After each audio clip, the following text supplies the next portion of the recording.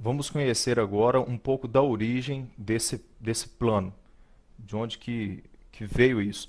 A ONU, Organização das Nações Unidas, uma instituição que você pensa que luta pelos direitos humanos e pela paz mundial, ela criou a ideia, ela criou um programa para apresentar para todos os países membros. Ela deu orientações para que todos os países membros formulassem um projeto para a luta em defesa dos direitos humanos.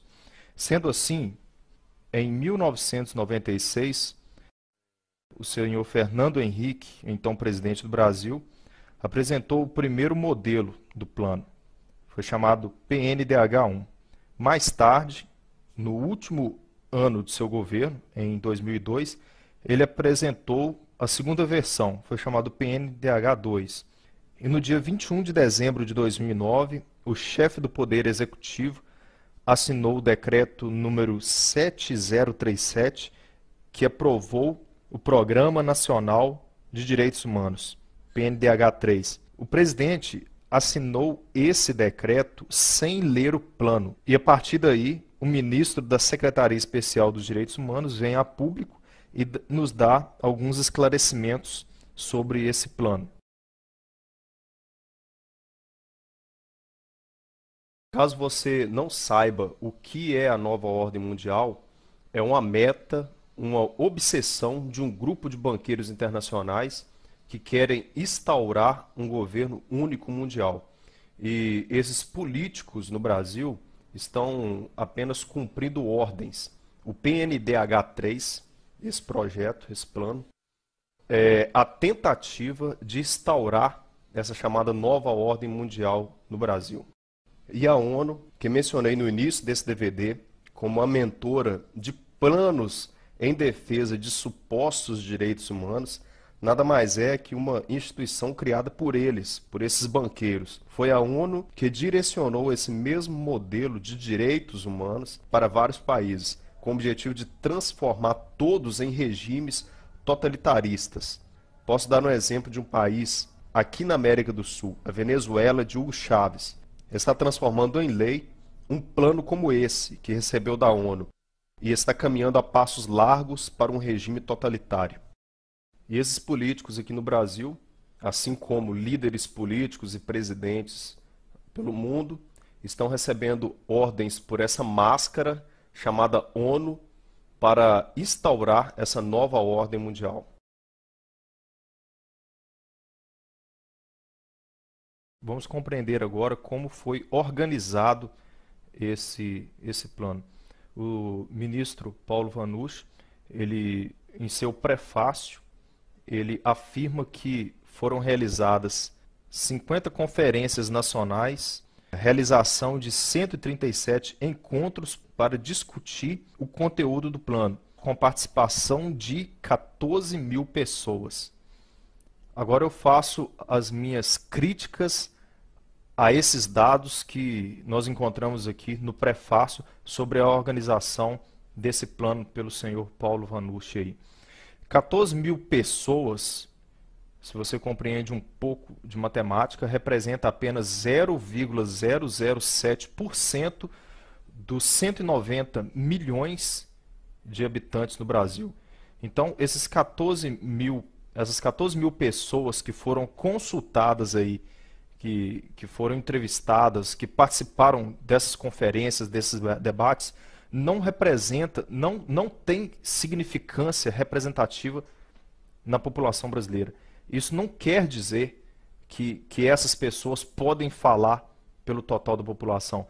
Para que você, que está me ouvindo aqui, tenha ideia, em São Paulo são necessários 100 mil votos para que um deputado federal seja eleito. Como que 14 mil pessoas apenas podem responder pela população inteira?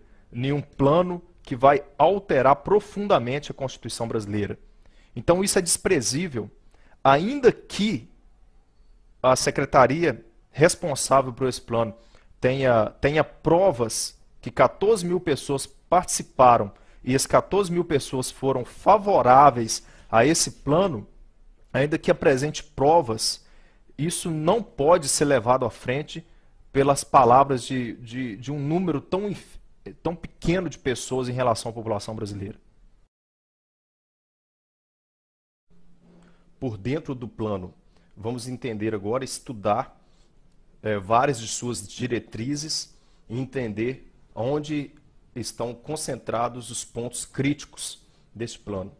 A estrutura do PNDH3 são 6 eixos orientadores, eixo orientador 1, 2, 3, 4, 5, 6 e 25 diretrizes. Dentro desses eixos orientadores estão 521 ações programáticas. Essa é a estrutura do plano. Sendo assim, nós vamos pincelar aqui algumas dessas diretrizes e você vai compreender a malícia que existe por trás disso. Eu estudei todo o plano, suas 224 páginas, e agora vamos pincelar essas 521 ações programáticas aí e vamos ver o que tem de malicioso aí. Venha comigo. No eixo orientador 2, na diretriz 5, o que fala essa diretriz? Regulamentar a taxação de imposto sobre grandes fortunas.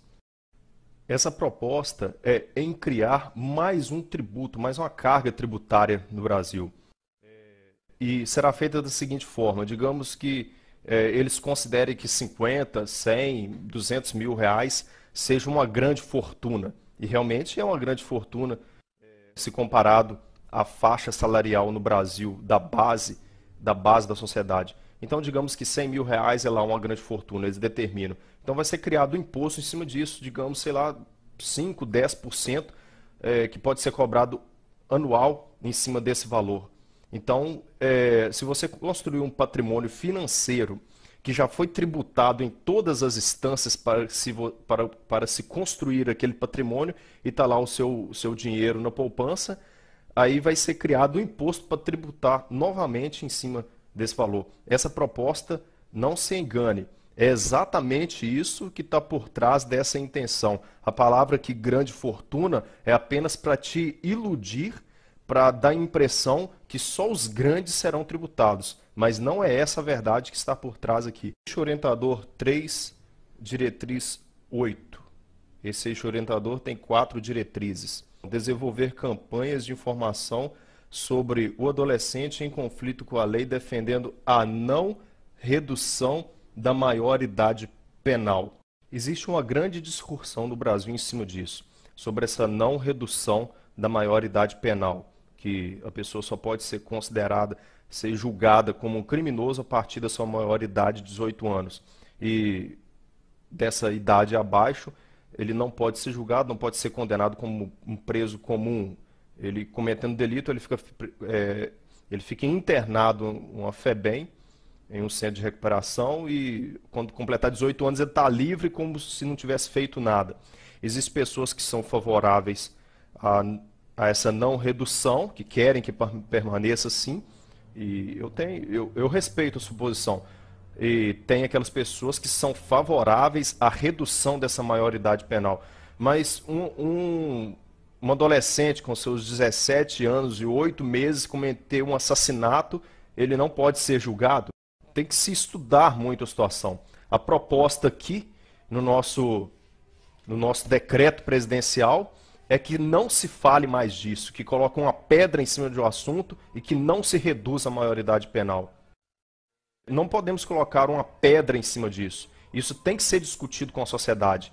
E volto a repetir, não são essas 14 mil pessoas apenas, se é que elas existem, que vão falar pela sociedade brasileira por inteiro nessa questão.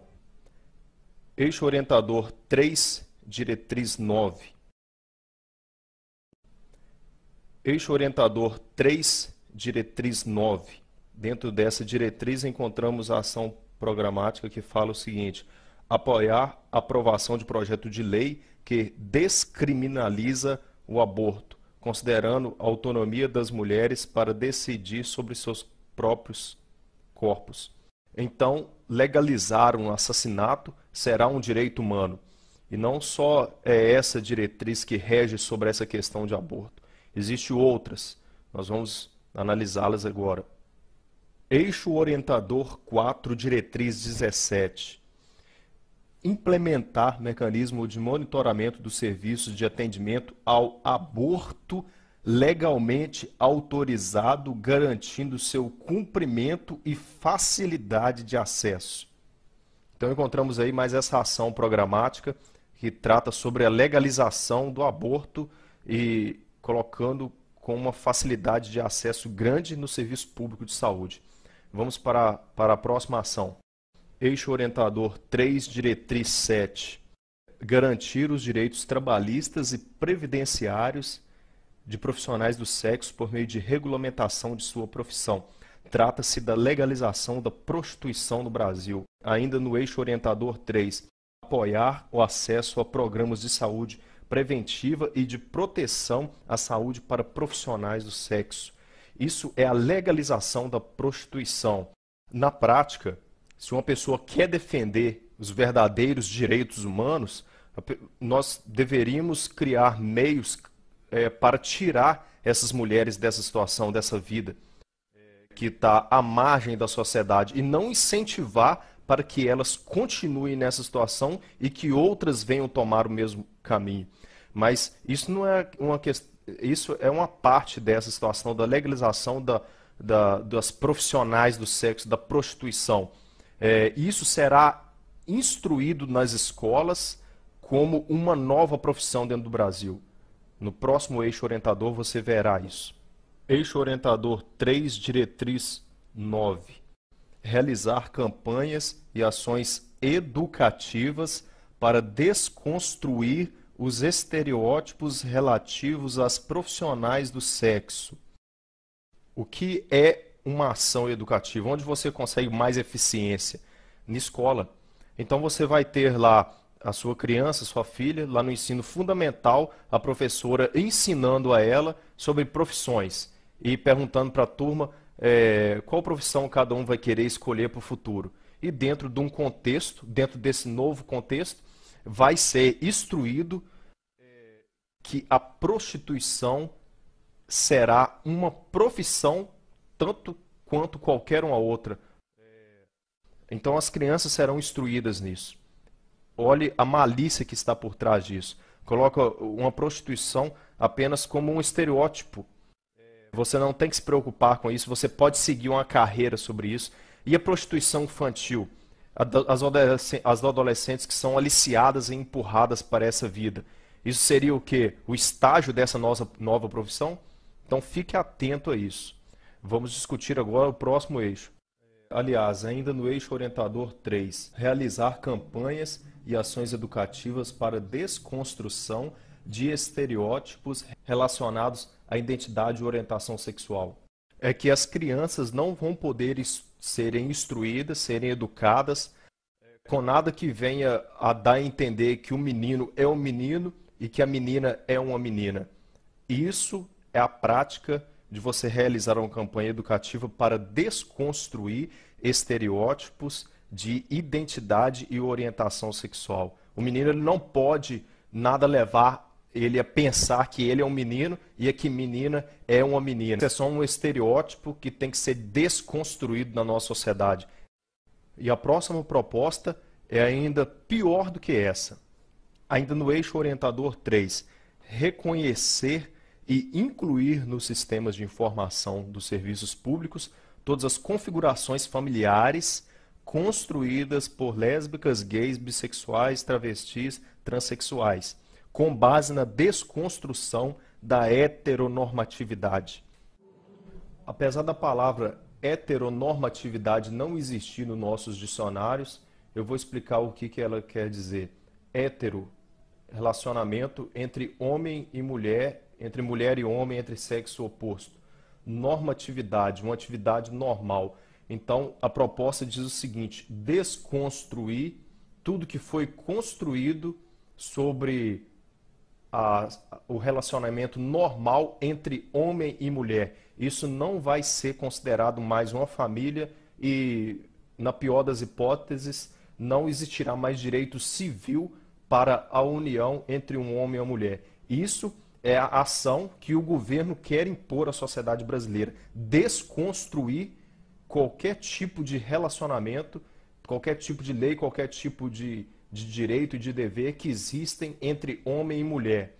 Vai passar a ter direito, vai passar a ser construído a base da sociedade brasileira. A família vai ser construída entre lésbicas, gays, bissexuais, transexuais. Isso que vai ser a base da família.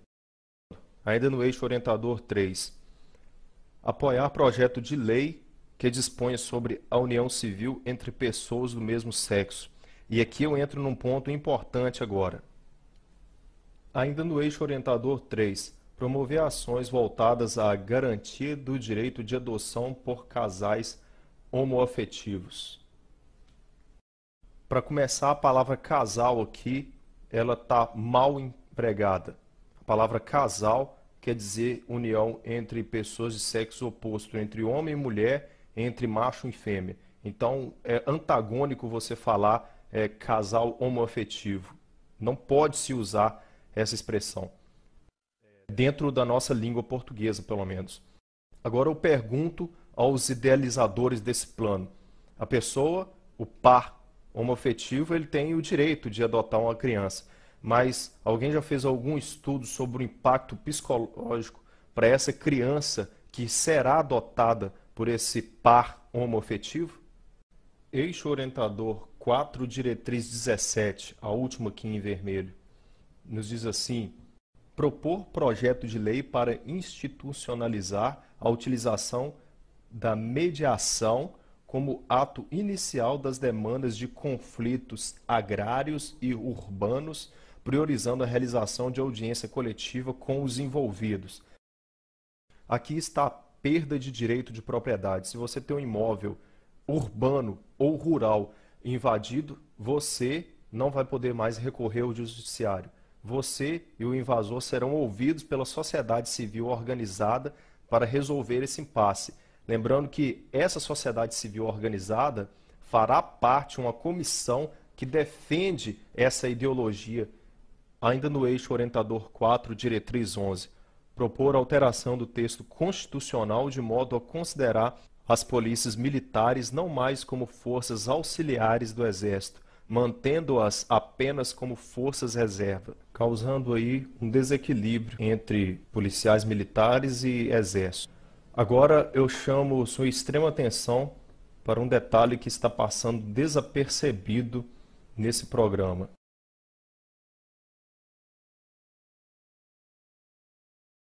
Ainda no eixo orientador 4, diretriz 17, há uma ação programática que fala assim: realizar ações permanentes de estímulo ao desarmamento da população. A princípio, o desarmamento da população civil soa como uma coisa boa, mas não é bem assim. A história vai nos mostrar isso. Eu vou narrar aqui alguns fatos históricos que vai mostrar isso com detalhes.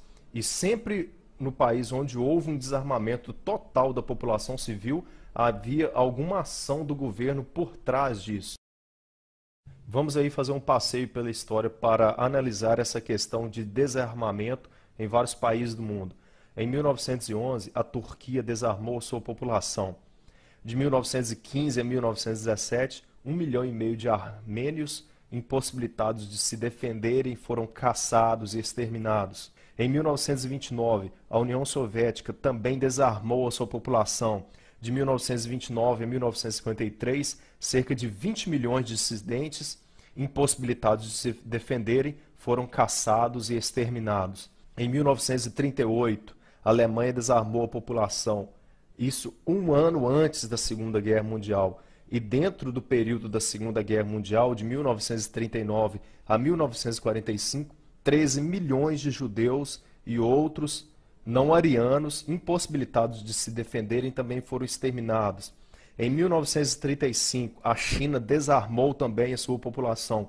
De 1948 a 1952, 20 milhões de dissidentes políticos também foram caçados e exterminados. Em 1964, a Guatemala desarmou também sua população. de 1964 a 1981, 100 mil índios maias impossibilitados completamente de se defenderem também foram caçados e exterminados. Em 1970, Uganda desarmou a população. De 1971 a 1978, 300 mil cristãos também foram aniquilados aí por ações do governo, da política de Uganda.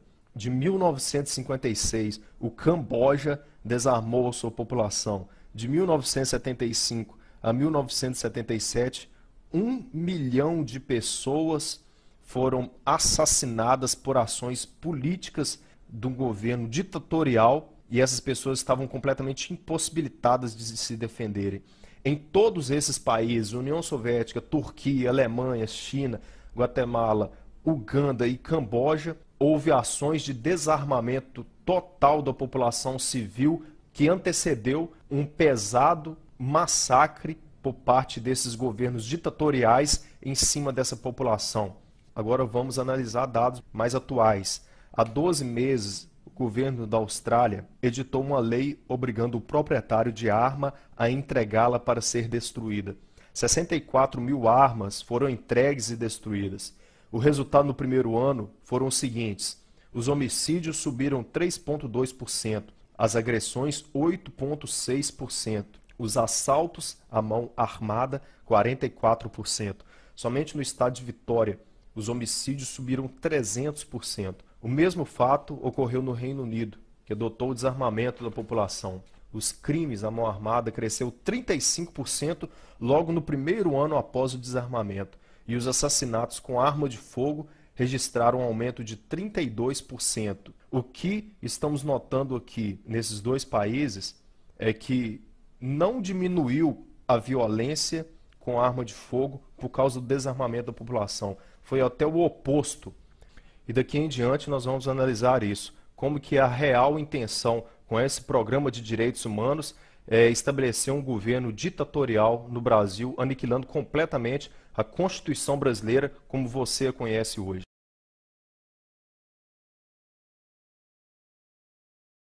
O primeiro passo para transformar uma democracia em um governo ditatorial é calar a boca da imprensa livre. E isso é um ponto fundamental que está aqui no eixo orientador 5, diretriz 22. O eixo orientador 5 possui 5 diretrizes.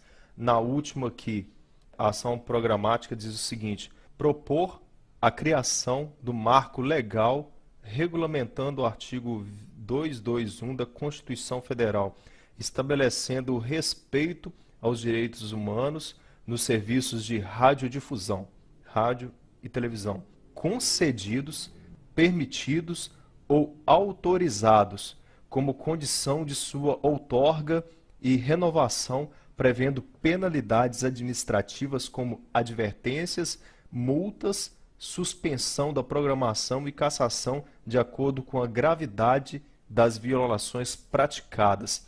Isso é a censura da imprensa brasileira.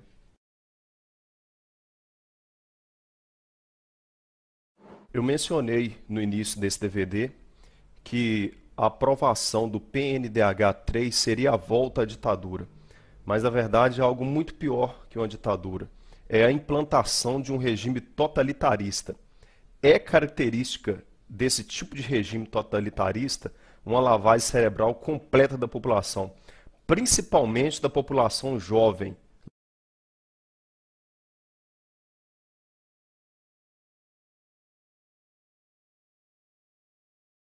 Se você, de certa forma, ficou assustado com tudo que foi discutido aqui nesse vídeo até esse momento, a pior parte vem agora.